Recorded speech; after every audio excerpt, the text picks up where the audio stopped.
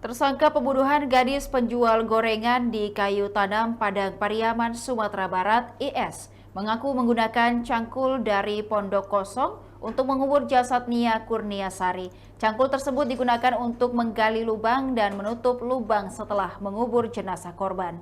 Pihak kepolisian menemukan dua barang bukti baru dalam pengembangan kasus, yakni pacul yang digunakan oleh tersangka dan celana yang dikenakan korban saat kejadian. Kakak dan ibu korban menginginkan hukuman berat bagi pelaku dengan harapan hukuman mati. Pelaku yang terancam hukuman mati ini melakukan pemerkosaan dan pembunuhan terhadap Nia Kurniasari.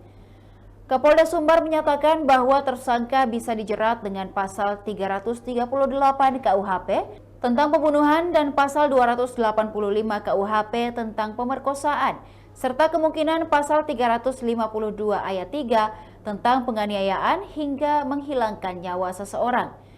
Kasus ini menjadi perhatian publik dan akan diberikan hukuman seberat-beratnya sesuai dengan tindakan pelaku. Nia Kurniasari awalnya ditemukan meninggal terkubur tanpa busana di lereng Bukit Kebun warga setelah dilaporkan hilang oleh keluarga pada Minggu 20 September 2024. Polisi menetapkan IS sebagai tersangka setelah berhasil menangkapnya di sebuah rumah kosong yang berdekatan dengan tempat tinggal korban.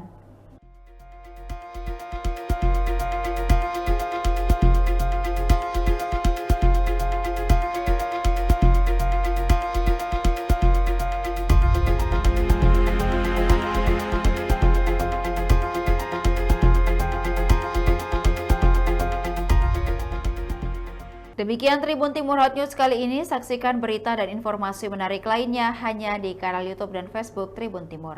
Download Tribun X sekarang, menghadirkan lokal menjadi Indonesia.